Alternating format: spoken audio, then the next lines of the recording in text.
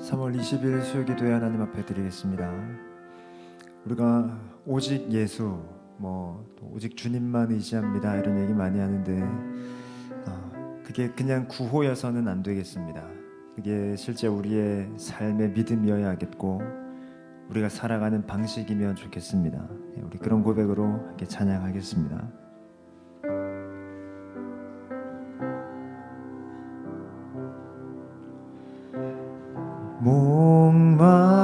목마른 사슴 쉬는 물을 찾아 헤매이듯이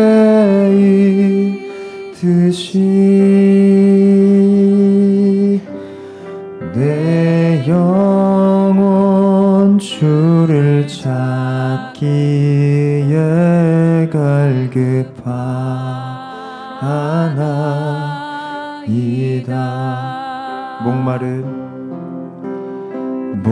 목마른 사슴 쉬네 물을 찾아 헤매이듯이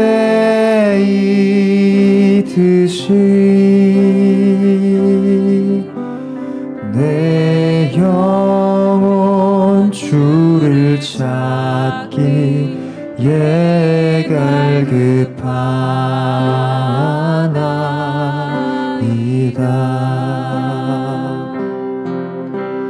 주님만이 나의 힘, 나의 방패, 나의 참 소망, 나의 몸 정성 다 바쳐서 주님 경배합니다.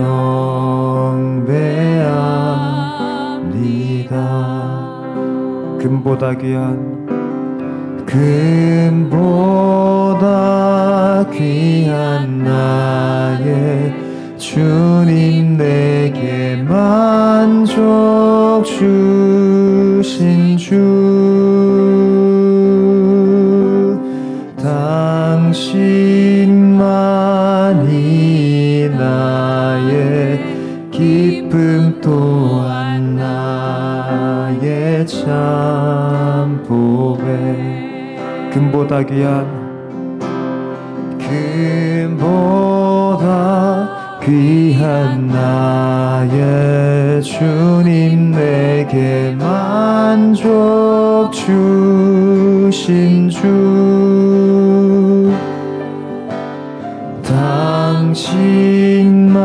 당신만이 나의 기쁨 또한 나의 참 보배. 주님만이 나의 힘, 나의 방패, 나의 참 소망, 나의 몸 정성 다 바쳐서 주님 경배합니다. 주님만이 나의 힘, 주님만이 나의 힘, 나의 방패, 나의 참. 주님만이 나의 힘, 주님만이 나의 힘, 나의 방패, 나의 참 소망, 주님만이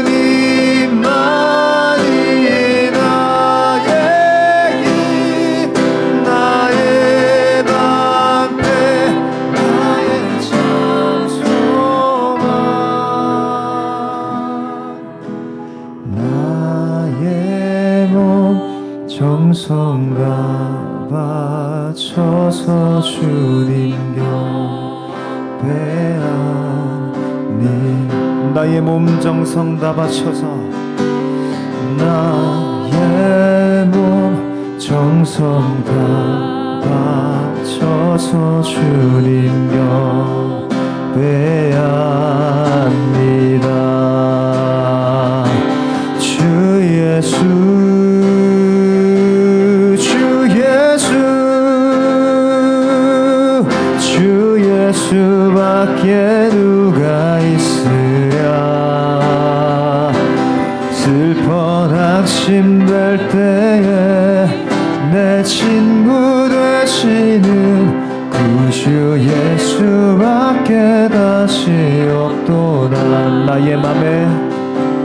나의 맘에 근심 구름 가득하게 덮이고 슬픈 눈물 하염없이 흐를 때 인자하고 부드러운 음성으로 부르사 나를 위로하리 누가 있으. 무거운 짐 등에 지고 인생 길을 가는 자 힘이 없어 쓰러지려 할 때에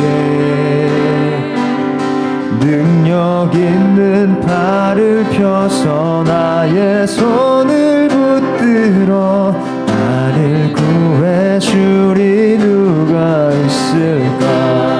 주 예수 주 예수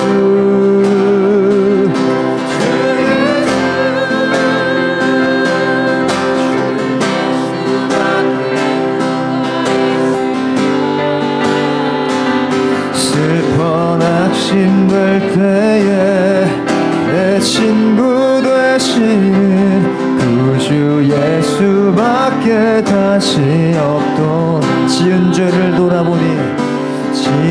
죄를 돌아보니 부끄럽고 괴로워 자나게 나 맘에 평안 없을 때 주한 죄인 용납하사 품에 안아주시고 깨끗하게 하시리가 누굴.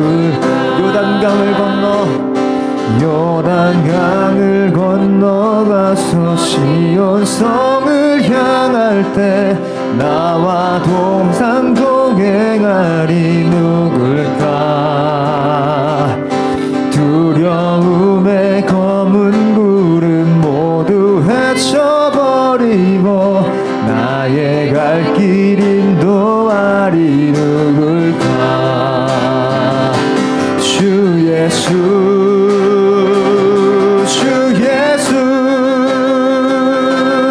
주 예수밖에 누가 있으랴.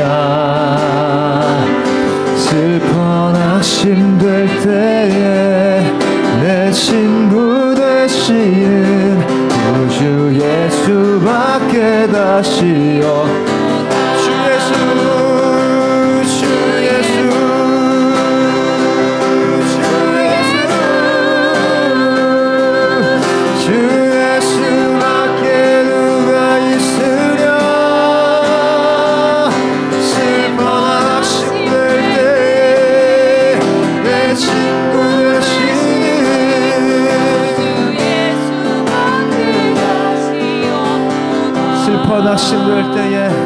슬퍼 낙심될 때에 내 친구 되시는 구주 예수밖에 다시 없도다.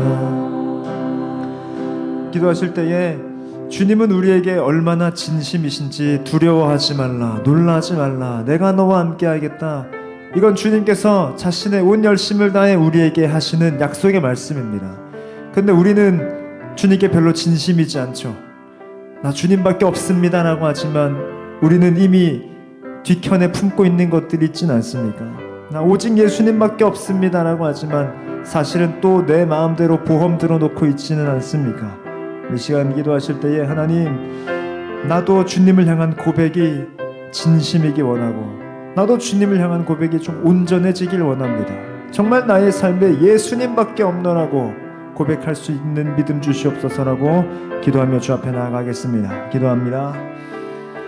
주 예수님, 우리 주 예수님, 오 예수님, 우리 삶에 오직 예수님만 붙들게 하여 주십시오. 하나님, 오직 예수님 한 분 붙들게 하여 주시옵소서. 나의 근심의 때에, 나의 고통의 때에 예수님 찾는 자 되게 해주십시오. 하나님, 내가 죄로 인해 근심할 때에, 고통 가운데 있을 때 예수님 찾는 자 되게 해주십시오. 하나님, 나의 의로움으로, 나의 선함으로 그것 좀 해결해 보려고 하지도 않게 하시고, 나의 근심과 어려움 가운데도 돈으로 해결하지 않게 하여 주시고, 오직 나의 구원자 되시고 그리스도 되시는 그 예수님 한 분 붙들게 하여 주십시오. 주님께서는 우리에게 약속하실 때에 주님 자신을 우리에게 주시고 주님의 모든 것을 우리에게 주셨는데, 하나님, 우리는 그러지 못하니 성령 하나님, 연약하고 부족한 우리를 도우시옵소서.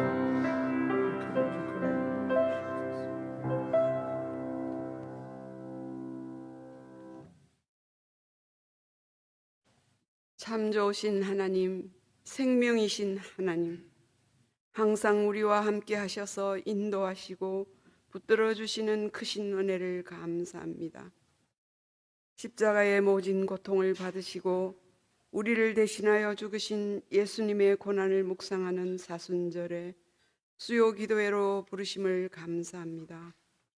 새로운 생명이 약동하는 아름다운 봄날에 하나님의 은혜 안에서 살아가고자, 우리를 향하신 하나님의 뜻을 알고자 고난의 신비를 묵상하며 교회를 교회되게라는 주제로 세 겹줄 기도회를 갖도록 하심도 감사합니다.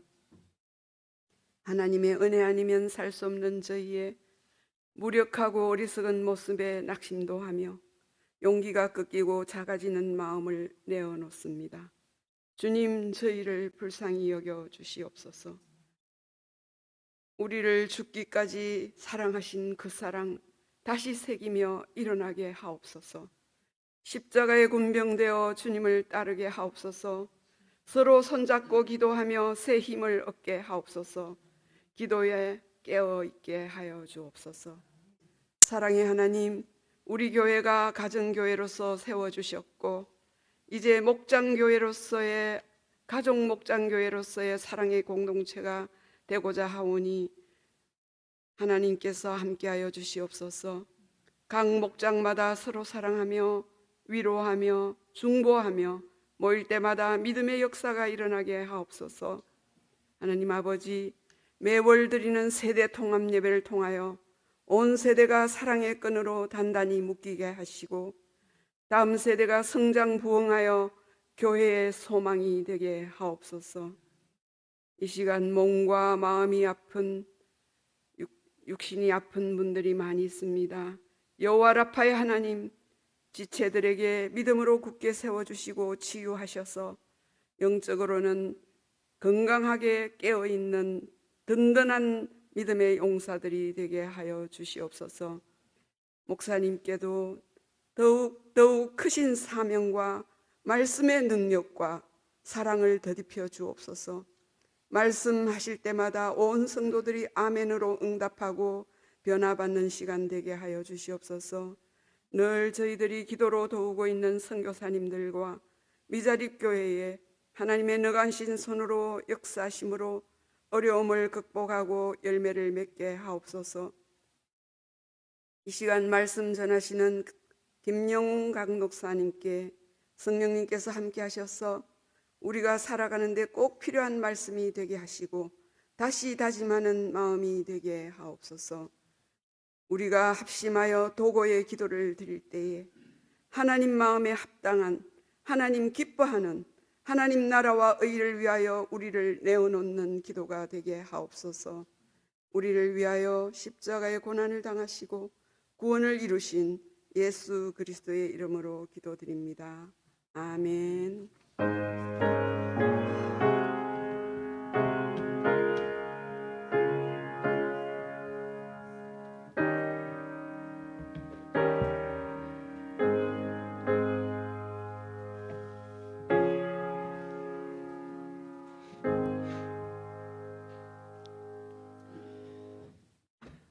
마가복음 11장 말씀 보겠습니다. 마가복음 11장 1절에서 10절까지의 말씀입니다. 마가복음 11장 1절에서 10절까지의 말씀입니다.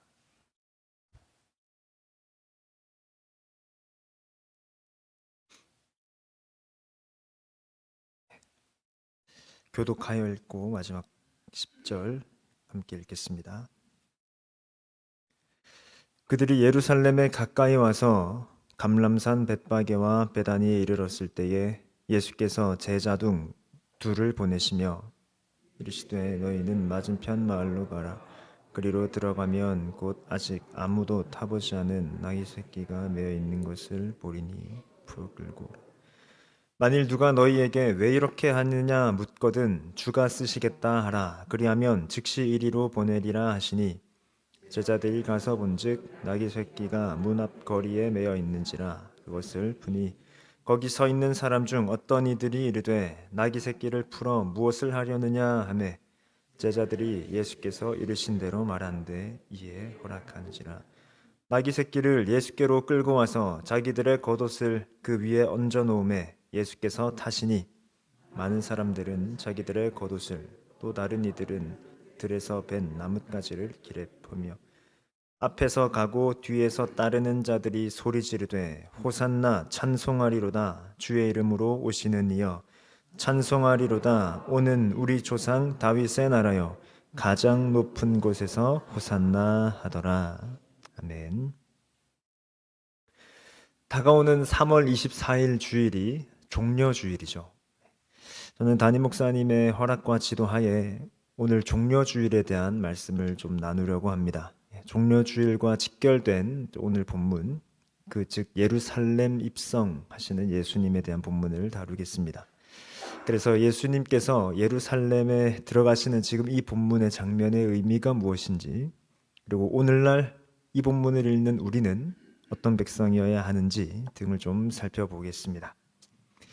나귀를 타시는 예수님에 대해서 저는 좀 전반부에서 다루고, 그리고 후반부에 종려나무를 흔드는 백성들에 대해서 다루고, 그리고 이어서 적용하는 것으로 오늘 설교를 좀 이어가겠습니다.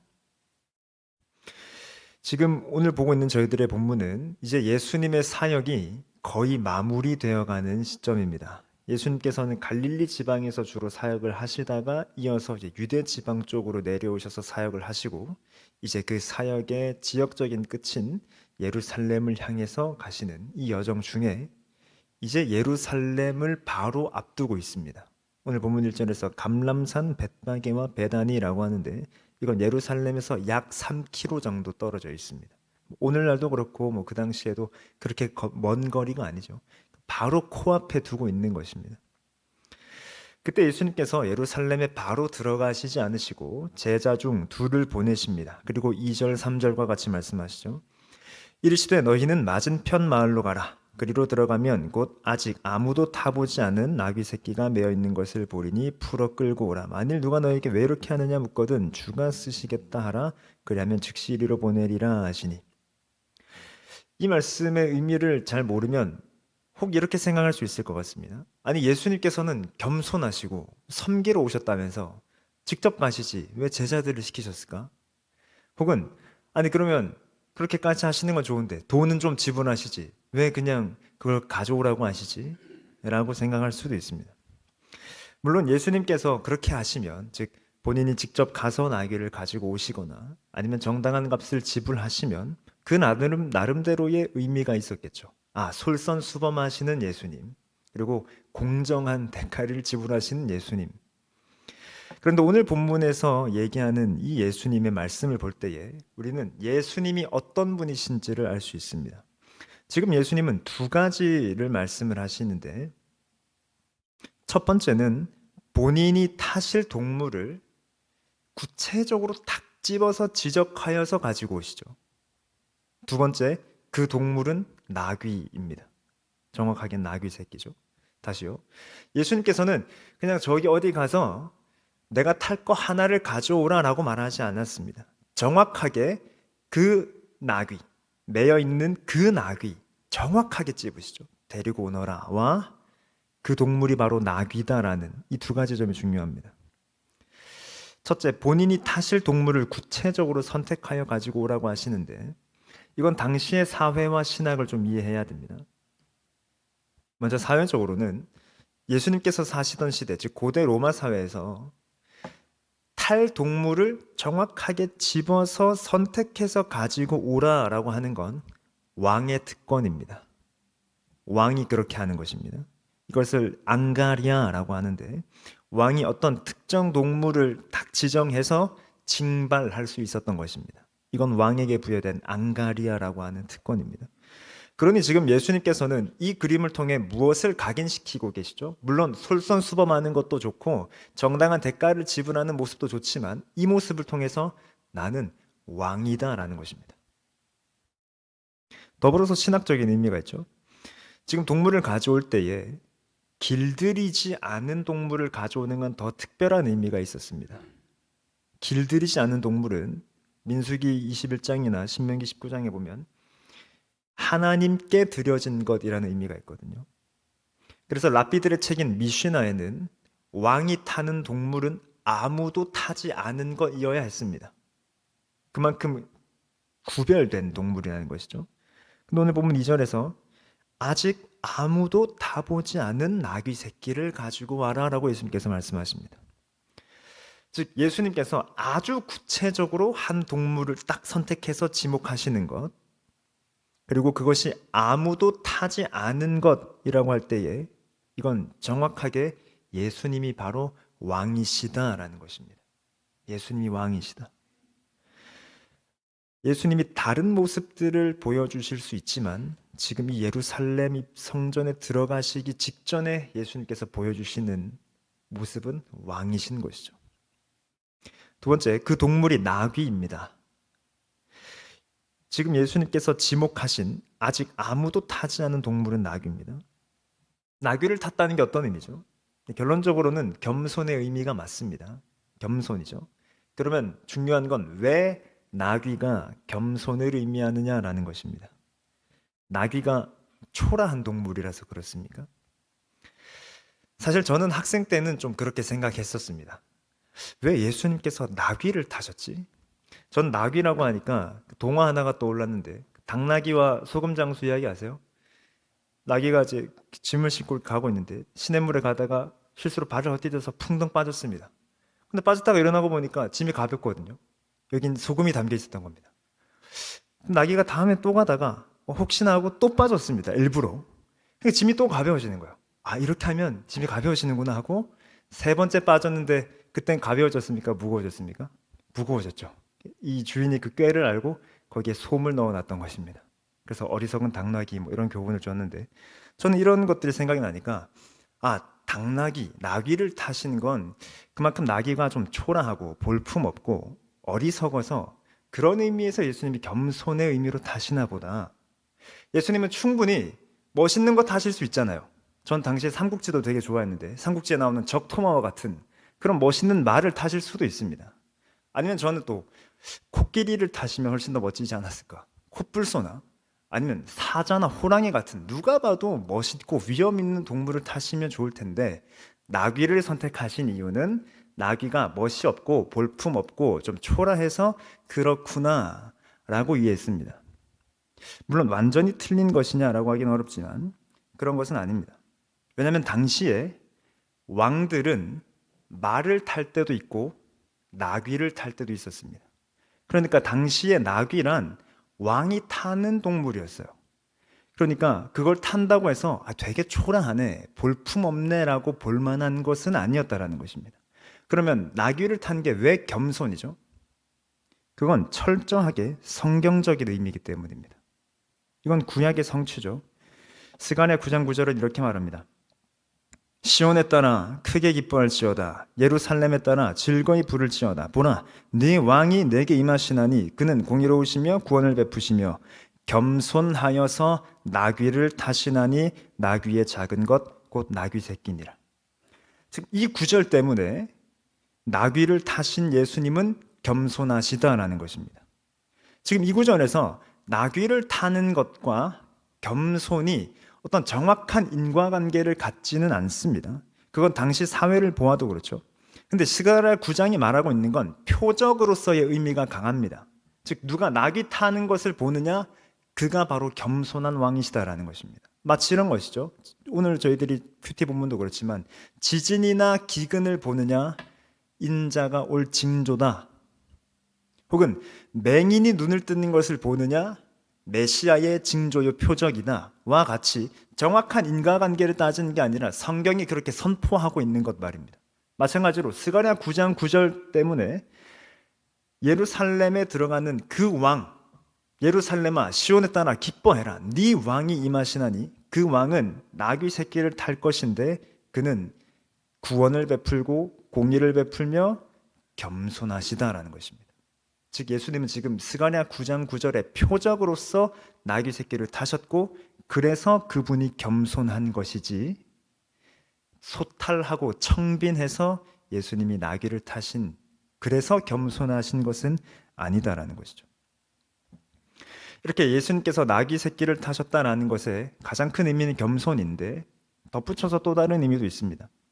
앞서서 제가 왕이 말을 탈 때도 있고 나귀를 탈 때도 있다 말씀드렸습니다. 언제 말 타고 언제 나귀 탈까요? 자기가 원할 때 고르는 것이 아니라 말을 탄다, 왕이 말을 탄다는 건 전투하러 나갈 때입니다. 전쟁의 때에. 그렇지 않은 평상시 평화로울 때는 나귀를 탑니다. 그러니까 자, 왕이 등장을 했는데 말을 타고 있습니다. 그럼 백성들이 어느 정도 아는 것이죠. 아, 지금 전투를 하러 가시는구나. 그러나 왕이 나귀를 타고 오는 걸 백성들이 봤습니다. 그러면 백성들은 좀 안심할 수 있죠. 아, 지금은 별일이 없구나. 왕께서 그냥 행차하셨구나. 로 이해할 수 있는 것입니다. 즉 나귀를 탔다라는 건 이런 점에서 약간의 평화를 상징하는데, 이건 구약의 또 다른 본문을 통해서 좀 더 확증받습니다. 창세기 49장 11절은 이렇게 말하죠. 그의 나귀를 포도나무에 매며 그의 암나귀 새끼를 아름다운 포도나무에 맬 것이며 그 옷을 포도주에 빨며 그의 복장을 포도즙에 빨리로다. 창세기 49장은 야곱이 아들들에게 축복 및 예언 혹은 유언하는 것입니다. 그 중에 해당 구절은 유다에게 하는 말입니다. 즉 유다에게 하는 그 축복의 예언의 구절을 볼 때에 우리는 이것을 메시아와 연계시키는데, 그 중에 방금 저희들이 읽은 본문이 있는 것입니다. 근데 나귀가 포도나무에 매여 있다라는 것입니다. 나귀가 매여 있대요. 나귀는 여러 목적에 쓰이는 동물입니다. 사람을 태우기도 하고 짐을 싣기도 합니다. 근데 그렇게 일하는 나귀가 나무에 매여 있다라는 건 무슨 뜻이죠? 지금은 일을 하지 않는 때라는 것입니다. 즉 안식이죠. 안식의 상징적인 그림입니다. 그러니 매여 있는 나귀 새끼를 타시는 왕이신 예수님이란 겸손하신데 그분이 바로 평화와 안식을 주시는 분이시다라는 것입니다. 이것을 탄 왕은 우리에게 평화를 주고 안식을 주시는 왕이시다라는 의미인 것이죠. 즉 본문의 전반부를 정리하면 다음과 같습니다. 예수님께서 아직 아무도 타보지 않은 매여 있는 나귀 새끼를 정확하게 지적하셔서 데려오라라고 하신 것은 그분이 왕이신 것을 뜻하고, 그 왕은 겸손한 왕이시며 평화와 안식을 주시는 왕이시다라는 것입니다. 이제 후반부를 보면 그렇게 예수님께서 예루살렘으로 입성하십니다. 사람들의 행동과 외침에 주목할 만하죠. 사람들은 자기들의 겉옷을 벗어서 나귀 위에 얹습니다. 안장을 삼으라는 것이죠. 왜요? 아직 아무도 안 타봤으니까요. 안장이 달리지 않은 것입니다. 이 나귀도 안장이 익숙하지 않고요. 그래서 겉옷을 깔아서 거기에 예수님께서 타도록 하십니다. 그리고 길에 자신들의 겉옷도 깔고 들에서 벤 나뭇가지를 베고, 다른 복음서에 의하면 그 나뭇가지를 들면서 따라옵니다. 무리들이. 이 나무가 무슨 나무죠? 종려나무입니다. 사복음서에서는 요한복음에만 이 나무가 뭔지 설명을 해주죠. 이 나무 때문에 우리는 이 주일을 종려주일이라고 말합니다. 종려주일에 대해서 잠시 얘기해 볼까요? 종려주일은 이 교회력은 부활절을 기준으로 합니다. 그래서 부활절보다 일주일 앞선 주일을 종려주일이라고 하는데, 더 큰 맥락에서는 이 부활절을 중심으로 해서 포함된 사순절 기간에 여섯째 주일이 종려주일입니다. 사순절이란 이 부활절을 기준으로 앞선 40일의 기간을 말합니다. 즉 부활절이 기준입니다. 올해 부활절은 3월 31일입니다. 부활절은 매년 날짜가 바뀌죠. 올해 부활절은 3월 31일입니다. 이 3월 31일로부터 해서 앞선 40일 기간을 사순절이라 하고, 그러면 무조건 수요일로 떨어집니다. 그래서 이 사순절의 첫 번째 수요일을 제의 수요일, 뒤집어 쓴 제요, 애쉬 웬즈데이라고 합니다. 이 애쉬 웬즈데이, 제의 수요일로부터 기간이 사순절입니다. 지금 사순절 기간이죠. 물론 저희들은 엄격하게 지키지 않지만요. 근데 방금 머리가 빠르셔서 계산을 해본 분이 계신지 모르겠지만 그렇게 계산을 하면 40일보다 더 넘게 나옵니다. 그 이유는 이 수요일로부터 부활절까지 기간 중에 주일은 다 뺍니다. 그럼 전 6번의 주일이 빠지죠. 주일을 왜 뺄까요? 제가 아까 지금 이 교회력의 중심이 부활절이라 했습니다. 주일은 매주 작은 부활절이기 때문입니다. 우리가 왜 안식일을 기억하여 거룩하게 지켜라를, 안식일 토요일인 건 아시죠? 근데 우리 토요일에 예배 안 하고 주일, 일요일에 예배합니까? 이 날이 예수님께서 부활하신 날이기 때문이죠. 그러니까 매 주일은 부활절입니다. 작은 부활절이요. 그런 점에서 사순절에서 주일을 빼고 40일을 계산하는 것입니다. 무튼 그 부활절 전주 사순절의 여섯째 주일이 종려주일, 오늘 이 본문을 기념하는 예수님의 입성을 기념하는 종려주일이고, 그렇게 해서 월요일부터 토요일까지 무슨 기간이죠? 고난 주간으로 보내고 그 다음 주일이 부활절인 것입니다.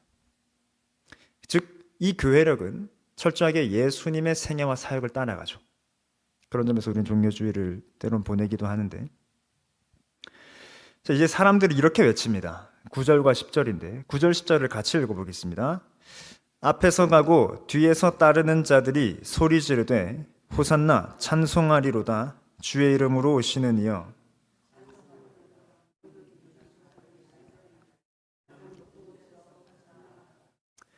네, 여기서 호산나라고 합니다. 저희들이 너무 많이 쓰는 표현인데 호산나가 무슨 뜻입니까? 우리를 어서 구원하소서, 혹은 이 어서를 우리를 지금 구원하소서, 혹은 우리를 부디 구원하소서, 이런 좀 간절한 의미의 간청입니다. 우리를 구원해 주십시오. 이건 히브리어 호시안나를 헬라 발음으로 바꾼 것인데, 그런데 이런 호산나를 외치고 있는 이 무리들은 지금 이렇게 거룩한 의미에서 우리를 구원해 주십시오 라고 외치는 건 아닙니다. 지금 이 호산나 그리고 그 뒤에 이어지는 찬송하리로다 주의 이름으로 오시는 이여는 일종의 캐치프레이즈예요. 그냥 기쁨과 환호의 문구입니다. 그건 그 당시 사람들이 절기가 되면 순례자들이 예루살렘으로 들어옵니다. 그러면 그 순례자들을 향해 이런 식으로 연호해 주었던 거예요. 호산나 주의 이름으로 오시는 이여 찬송하리로다. 이건 시편 118편이 할랄 시를 본따서 그들 일종의 그렇게 문구로 만든 것입니다. 그러니까 그 말 자체는, 호산나는 그렇게 거룩한 의미를 담고 있지만 그게 그냥 지금 일종의 문구처럼 쓰이고 있었던 것이죠. 그리고 근데 이 본문은 지금 그런 일반적인 순례자들보다는 예수님을 조금 더 특별하게 대우해주고 있는 것은 맞습니다. 그것이 바로 종려나무인 것이죠. 종려나무는 황제의 승리를 상징하는 표현이기도 했습니다. 그리고 오는 우리 조상 다윗의 나라여 라고 하는 이 표현은 유대 기도문에 있는 표현을 가지고 온 것입니다. 메시아를 고대하는. 그러니까 지금 그 표현 이후에 우리 조상 다윗의 나라여 라고 하면서 종려나무를 흔드는 건 이들이 지금 예수님을 어느 정도는 단순한 순례자가 아니라 메시아로 여기기는 합니다. 근데 우리가 지금 예수님을 우리 구주 그리스도로 고백하는 그런 고백과는 좀 다릅니다. 설사 메시아나 생각을 그 무리 중에 할지언정 그건 정치적이고 군사적인 메시아입니다. 아, 예수님이 그동안 보여주신 게 많잖아요. 이제 우리 좀 잘 먹고 잘 살게 해주시려나 보다. 우리나라 지금 로마에게 압제당하고 있는 우리나라, 이거 좀 자유롭게 해주시려나 보다, 이런 식의 기대를 하면서 외쳤던 것이지, 우리가 오늘날 구원자로서 메시아를 고백하는 것과는 완전히 다릅니다. 그러니 오늘 본문을 사실 우리가 볼 때에 우리가 오늘날 예수님께 외치고 있는 호산나와 믿음의 고백과는 좀 다른 것이죠. 이 무리들은 그냥 예수님 오시는구나, 그래서 연호해주고 기뻐하고 환영해주는, 그리고 그 당시에 좀 핫한 한 선생의 독특한 입성 정도로 여기는 것입니다. 이것이 오늘 본문인데, 저는 두 가지 적용을 하면서 설교를 마무리하려 합니다. 두 가지 적용인데, 첫째, 변화 없는 경배를 버려야 합니다. 방금 살펴본 대로 제가 그렇게 연호하던 이들이 우리의 고백과는 다르다 하였습니다. 그것에 대한 결정적인 근거가 뭐겠습니까? 오늘 본문 이후에 아무 일도 일어나지 않습니다. 만약에 그들이 진정 예수님을 우리가 고백하는 그 정도의 메시아로 고백했다면, 아니 우리보다 더 간절했겠죠. 로마의 실제 압제를 당하고 있고 자신들의 영혼의 가련함을 알아서 그분은 이 땅과 저 세상으로서의 나를 구원할 참된 메시아요, 왕이라고 고백했으면, 그 예수님께서 예루살렘 성으로 왔다, 그들의 삶은 이제 변해야 합니다. 근데 오늘 본문 이후에 아무 일도 일어나지 않습니다. 그냥 그러고 끝인 것이죠. 그렇게 연호했습니다. 환호했습니다. 그러나 아무런 변화는 일어나지 않았습니다. 성전에 있는 이들은 여전히 장사합니다. 그래서 예수님께서 성전에 장사하는 이들 쫓으러 가시죠. 나중에 종교 지도자들은 여전히 예수님 죽이려 합니다. 나중에 무리들 역시 예수님을 죽이자고 소리 지릅니다. 그러니 오늘 본문의 세레머니는 그냥 길거리 공연이었던 거예요. 당시에 왕이나 좀 높은 지위의 관료나 장군이 자신들의 성읍으로 올 때에 일종의 매뉴얼이 있는데, 그 매뉴얼대로 혹은 그 정도의 지위에 합당하게 영접해주지 않으면, 여기서 영접은 전문적인 용어입니다. 영접해주지 않으면 그 성읍과 백성들은 끔찍한 심판을 받습니다. 그들은 그런 페널티를 받아요. 그러니 그게 법으로 돼 있는 것입니다. 그 정도의 지위의 사람이 오면 그렇게 대우해주고 처우해줘야 되는 거예요. 근데 지금 예수님에 대해서 그냥 그 정도로 한 것입니다. 그냥 퍼레이드하고 그렇게 겉옷 깔고 나무 호산나 하고 그냥 끝인 거예요. 제대로 영접하지 않았죠. 그냥 요란한 행사였다라는 것입니다. 즉 성경이 무엇을 보여줍니까? 거짓 영접은 아무런 변화를 나타내지 않습니다. 반대로 참된 영접은 참된 변화를 수반하겠죠. 이 말씀은 우리에게 제자도에 대한 정곡을 찌릅니다. 우리도 주님을 환호합니다. 경배합니다. 매주 주일마다 예수님을 찬양합니다. 우리가 외치는 나름의 문구들이 있습니다. 하지만 내 삶에 진정한 변화가 없다면 우리는 예수님을 딱 그 정도로만 여긴 것입니다. 예수님 사랑합니다. 제가 아까 찬양 인도하면서도 얘기했지만 오직 예수님밖에 없습니다. 오늘날 우리는 오직 예수 이런 패도 달아놓고 캐치프레이즈를 많이 쓰잖아요. 오직 예수 하지만 정작 내 삶에 그만큼의 변화가 없다? 그냥 들어오시는 예수님을 연호한 것입니다. 호산나, 오직 예수, 그리고 그냥 끝인 거예요. 우리 삶에 변화가 없다면 예수님을 딱 그 정도로 여긴 예수님의 팬인 것이죠. 지금 예수님께서는 왜 예루살렘으로 가시려고 하십니까? 십자가 지시러 가시는 거거든요. 즉 죽으러 가십니다. 예수님은 오늘 본문 이전에 제자들에게 이미 3차례나 자신의 죽음에 대해서 말씀하셨습니다. 그걸 다 아시면서도 가시는 거예요. 근데 예수님의 제자는 어떤 자라고 예수님 말씀하셨습니까? 자기를 부인하고 십자가를 지고 나를 따르는 자라고 하셨습니다. 즉 예수님과 함께 죽고 예수님과 함께 부활하는 자입니다. 즉 삶에 극적인 변화가 있습니다. 나를 부인하는 것은 기존의 나의 삶의 방식을 완전히 청산하는 것이죠. 극적인 변화가 있을 수밖에 없습니다. 죄인의 습성과는 정반대로 사는 것입니다. 그러니 누가 봐도 저 사람은 변했습니다. 누가 봐도 이전과는 다릅니다. 그게 예수님의 제자입니다. 그런데 아무런 변화가 없다. 우리의 믿음을 돌아봐야 하는 것이죠. 우리는 변화에 대해서 좀 무감각할 때가 있습니다. 극적인 변화는 초신자 때나 일어나는 거지, 혹은 어떤 큰 이슈가 있어야, 그 계기가 있어야 일어나는 거지, 그 이후에는 현상 유지고 세세한 변화는 좀 있을까 정도로 우리는 생각할지 모릅니다. 그런데 성경이 진짜 그렇게 말합니까? 우리의 믿음의 상태에 그냥 머물러 있어도 된다고 말합니까? 아닙니다. 성경은 곳곳에서 열심을 품으라고 말합니다. 마음과 힘과 뜻을 다해 주님을 사랑해라라고 여전히 말합니다. 그리고 그리스도 안에 있는 마음은 새 마음, 곧 부드러운 마음이라고 합니다. 딱딱하게 굳은 마음, 그냥 현상 유지 정도만 하는 마음이라고 말하지 않습니다. 그러니 우리는 계속 변화해야 합니다. 그 변화를 사모해야 합니다. 영적인 성숙을 갈망해야 합니다. 나는 처음 믿을 때 내가 그때 진짜 뜨거웠었어. 내가 옛날에 신앙생활할 때 진짜 대단했었어. 내가 라고 말하는 건 자기 얼굴에 먹칠하는 것이죠. 지금은요, 우리는 그 정도로 머물러 있을 수 없습니다. 첫사랑을 회복하십시오, 이 얘기가 왜 나왔겠습니까? 그 처음만큼도 못하기 때문입니다.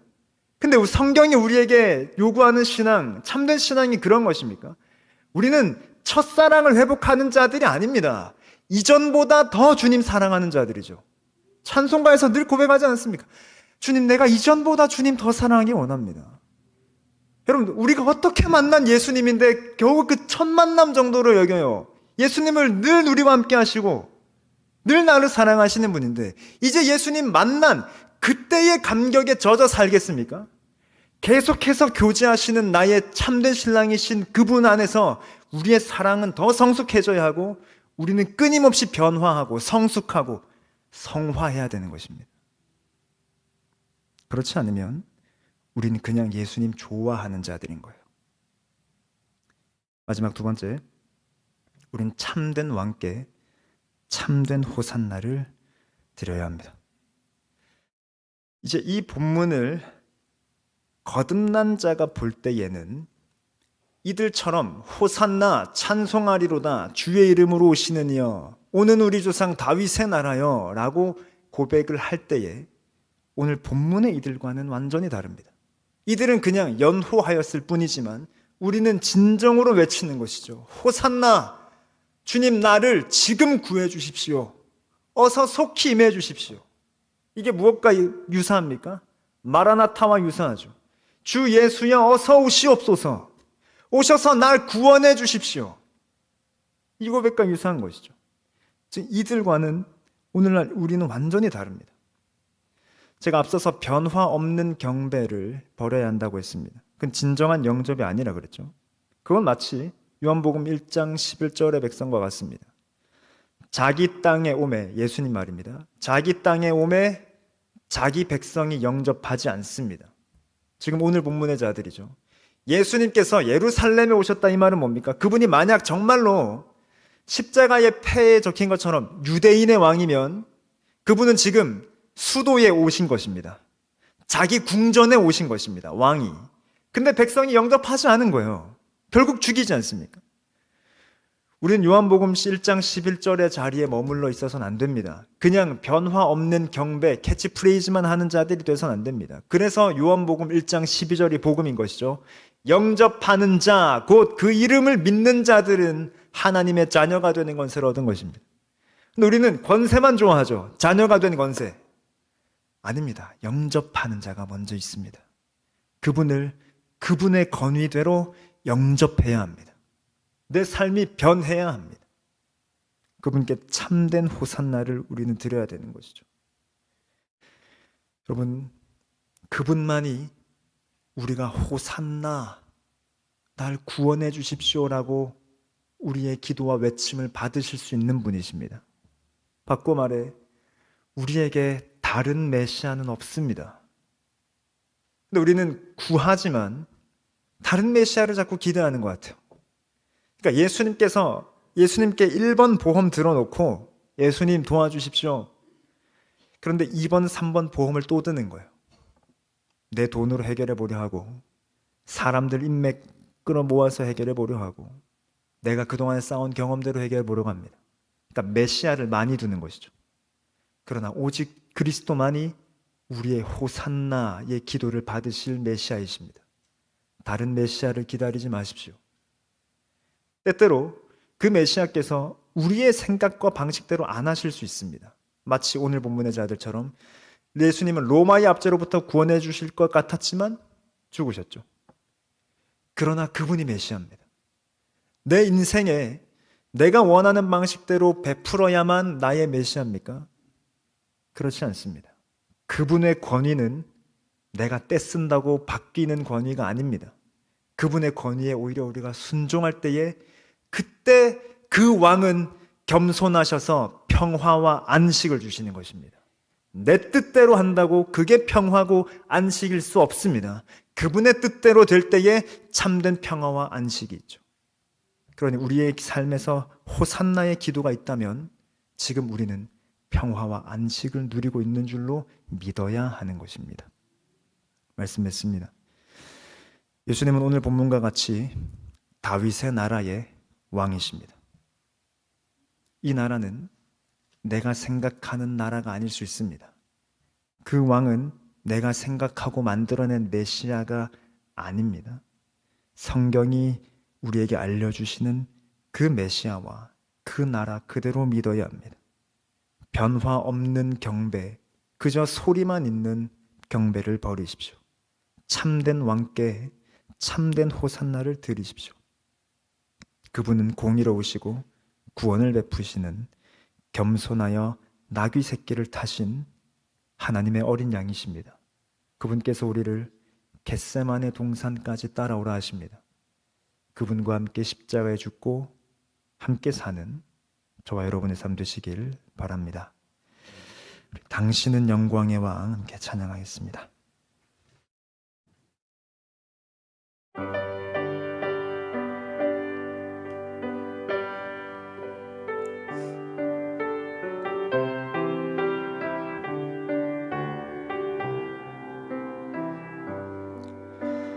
당신은 영광의 왕, 당신은 평강의 왕, 당신은 하늘과 땅의 주, 당신은 정의의 아들. 천사가 무릎 꿇고 예배하고 찬송하네. 영원한 생명 말씀, 당신은 예수 그리스도 주. 호산나 다윗의 자손께, 호산나 불러 왕 중의 왕. 높은 하늘의 영광을 예수 주 메시아.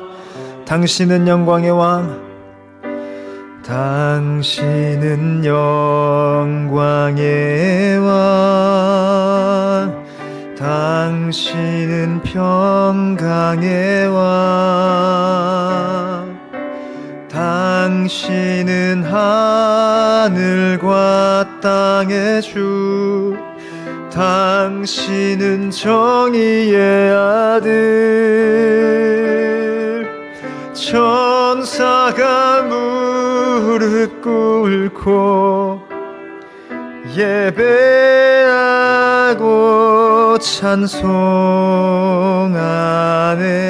영원한 생명 말씀, 당신은 예수 그리스도 주. 호산나 다윗의 자손께 호산나 불러 왕 중의 왕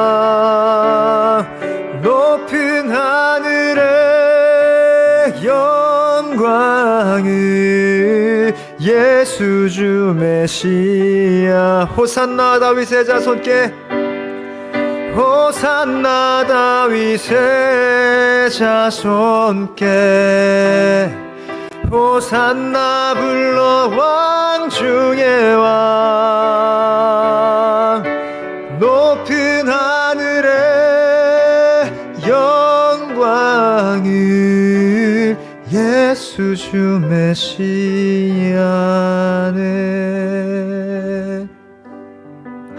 우리 말씀 붙들고 기도하실 때 첫째로 주님 우리 삶에 예수님의 왕권이 선명하게 드러나게 해주십시오. 그렇게 기도하시겠습니다.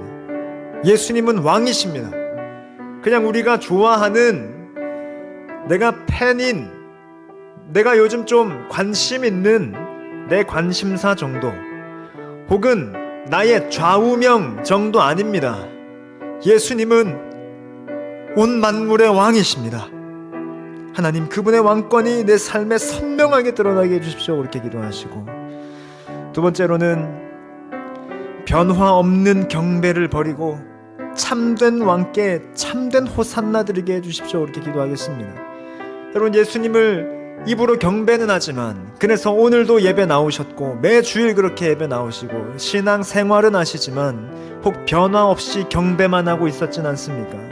그것을 버리고 그리고 호산나의 기도를 우리가 한다면 다른 메시아를 기대하지 맙시다. 그분만이 우리의 그리스도십니다. 그렇게 기도하시고 셋째, 그렇다면 영접하였다면 우리는 하나님의 자녀인데 주님께서 이 자녀들의 호산나의 기도를 들으십니다. 그러니 혹 기도 제목이 있으시면 주님 지금 날 구하시옵소서, 지금 나의 이 문제에서 날 건져주옵소서라고 그분께 호산나의 기도를 들으십시오. 우리 주신 말씀 붙들고 한번 같이 기도하겠습니다. 기도하시겠습니다. 오 아버지 하나님, 주님께서는 진정 나의 왕이시고 주인이십니다. 하나님 내가 입술로는 고백하지만 하나님 정작 나의 삶에 그 예수님의 왕되심이 드러나지 아니하고 여전히 내가 왕되어서 내가 하고 싶은 대로 살고 그냥 예수님은 나의 구호이고 나의 가치관 정도고 내 좌우명 정도로 주님 그렇게 멈춰 있지는 않습니까? 하나님 그렇게 연약하고 죄악된 나의 삶을 주여 긍휼히 여겨 주시옵소서. 하나님 옛 습관을 버리지 못하는 나의 삶을 불쌍히 여겨 주시고 나를 부인하고 그리스도의 십자가를 따르는 삶이어야 할텐데 여전히 나를 고집하고 있는 하나님 나의 연약함도 주여 불쌍히 여겨 주시기를 원합니다. 하나님 그저 입술로만 주님 경배하고 입술로만 오직 예수라 말하고 입술로만 오직 복음이라 말하는 하나님 나의 추악한 삶을 주여 불쌍히 여겨주시고 용서해 주십시오. 오 하나님 그런 나를 구해 주십시오. 그런 나를 구원해 주십시오. 하나님 그 죄 가운데서 나를 건져 주시옵소서. 하나님 그 굴레 가운데서 나를 건져 주십시오. 죄의 습관에서 하나님 나를 구해 주시옵소서. 아직도 내 중심으로 살아가는 하나님 이 끈질긴 자기중심성에서 나를 구원해 주십시오. 끊임없이 나를 외치고 있는 하나님 나의 죄악된 습성으로부터 나를 지금 구원하여 주시옵소서. 하나님 그리고 내가 그렇게 호산나 주여 날 구하소서라고 간구하지만 정작 하나님 다른 후보들을 많이 두고 여러 메시아를 둔 채 우상 숭배하는 하나님 나의 연약함도 불쌍히 여겨주시기를 원합니다. 오 하나님 지금 내 삶에 찾아와 주시옵소서. 나를 성전 삼으신 주여 그 성전에 들어오신 예수님 내 안에 찾아오셔서 온갖 더러운 것들을 다 쫓아내 주시고 내 안에 왕 되시고 그리스도 되신 주님의 주권만이 오롯이 드러나게 하여 주시옵소서. 하나님 그렇게 나의 삶에 찾아오셔서 나를 구하시고 나를 불쌍히 여겨주시고 하나님 나에게 그 구원의 은혜들을 날마다 주여 베풀어 주시옵소서. 하나님 그렇게 믿어 주시옵소서.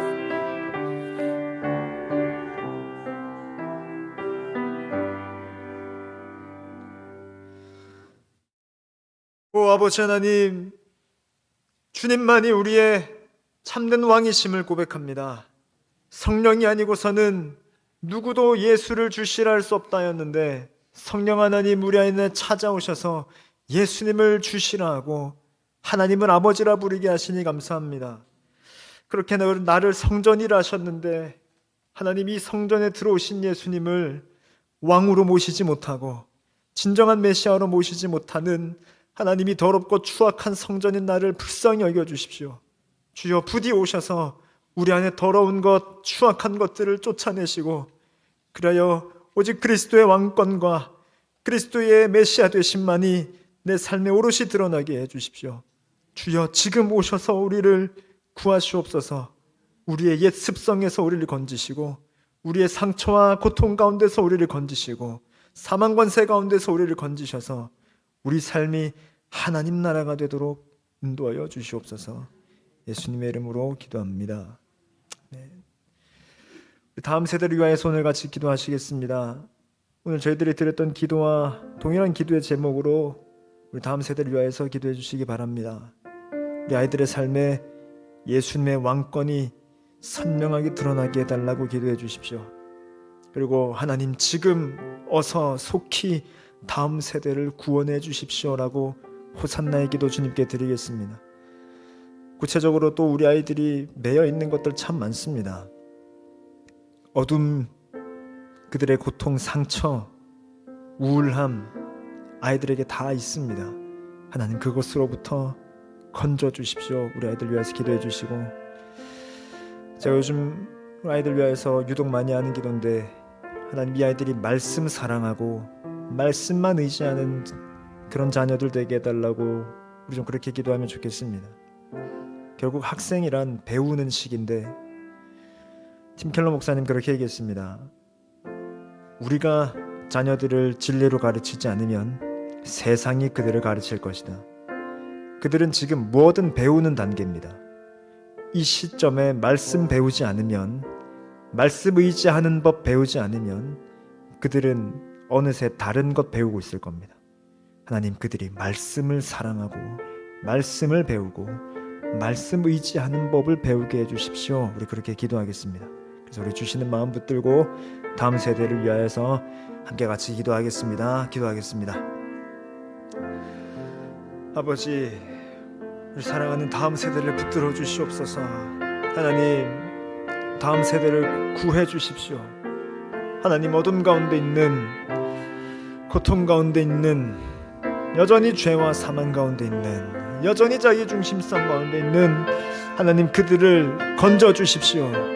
그들을 구원해 주시옵소서. 오 예수님, 그들을 건져 주십시오. 그들을 하나님 그 어리석음의 늪에서 건져 주십시오. 하나님, 그들을 그 교만과 오만의 자리에서 건져 주십시오. 악인의 길에서 그들을 건져 주십시오. 하나님, 그들을 구원해 주십시오. 그래서 그들의 삶에 예수님의 왕권과 주의 주되심이 그들의 삶에 선명하게 나타나게 해주십시오. 하나님, 그것이 말씀으로 드러나게 해주시옵소서. 하나님, 말씀으로 그들을 찾아가 주십시오. 그들에게 말씀이 깨달아지는 은혜 있게 하여 주시고, 말씀을 사랑하는 은혜가 있게 하여 주시옵소서. 하나님, 그들은 지금 무엇이든 배우고 있는 시기인데, 하나님, 말씀 배우지 않으면 하나님 이내 곧 다른 것들을 배울 그들에게 주여 말씀을 가르쳐 주십시오. 하나님, 하나님의 말씀의 달콤함을 그들이 알게 하여 주시고, 그 말씀의 존귀함을 알게 하여 주시옵소서. 그리고 말씀 붙드는 법, 말씀을 의지하는 법을 익히게 하여 주십시오. 그들이 살아가는 모든 삶의 지식과 방식과 루틴이 하나님의 말씀이 되게 해주시옵소서. 하나님, 그들이 세상이 가르쳐준 대로 그렇게 살아가는 자들 되지 않게 하여 주시고, 악인의 길에서 벗어나 의의 길에 서는, 그래서 말씀 붙들고 살아가는, 오직 예수님 붙들고 살아가는 그런 다음 세대 되도록 인도하여 주십시오. 그들의 상처와 아픔에서 건지시고, 그들이 그리스도 안에서 자유하고 해방되는 은혜를 누릴 수 있도록 오 주님 인도하시고 역사하여 주시옵소서.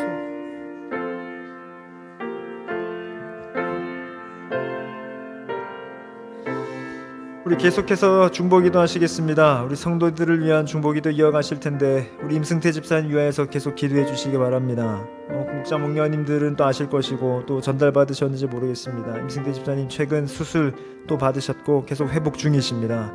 후유증 없이 회복 잘 되도록 임승태 집사님 위하여서 기도해 주시고 또 그 가족들을 위하여서도 기도해 주시기 바랍니다. 그리고 우리 정금희 집사님 남편 되시는 박상우 형제님 위하여서 간이식 수술 일정 속기 잡힐 수 있도록 위하여서 기도해 주시기 바랍니다. 그리고 유한표 집사님 위하여서 기도해 주십시오. 최근 또 수술하셨습니다.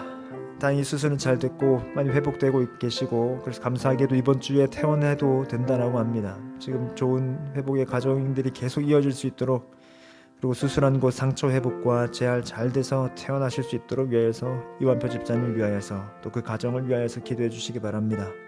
그 외에 저희들이 계속 기도하고 있는 강숙자 권사님, 박태근 장로님, 그 외 연약한 지체들 위하여서 기도해 주시고 또 여러분들 지금 떠오르는 우리 사랑하는 형제 자매들을 위하여서도 기도해 주시며 무엇보다 그들의 몸을 위하여서 기도하지 말고 그들의 영혼들 위하여서도 기도해 주시기 바랍니다. 무엇보다 그들의 영혼이 평안하고 안식하며 그래서 그리스도의 구원의 능력 아래 있는 것이 너무 중요합니다. 몸은 나았는데 영혼이 가난한 것은 아무 소용이 없죠. 그래서 우리 영혼들을 위하여서 그렇게 기도하시고 자립게 기도하시고 또 목장 모임 이어가시면 되겠습니다. 기도하겠습니다. 주님, 우리 사랑하는 드림영상의 식구들을 위하여서 기도합니다. 하나님, 우리를 한 공동체로 묶으시고 그리스도 안에서 한 형제와 자매가 되게 하시고 그리하여 한 떡에 참여하는 이 연합의 자리에 우리를 인도하여 주시니 감사합니다. 하나님, 그렇게 우리가 그들을 위하여서 사랑으로 기도하고 그들을 위하여서 소망을 갖고 주 앞에 간구합니다. 하나님, 우리의 기도 가운데 응답하여 주시옵소서. 하나님, 저희들이 계속해서 기도하고 있습니다. 하나님, 임승태 집사님 붙들어 주시옵소서. 하나님, 우린 너무 간절히 소망하고 있습니다. 하나님, 완전한 회복을 소망합니다. 그래야 다시 이 자리에서 함께 예배하고 웃으며 교제할 수 있는 주여 그날을 우리는 아직도 기다립니다. 주여, 주의 뜻과 계획은 알 수 없으나 주여 우리는 기도합니다.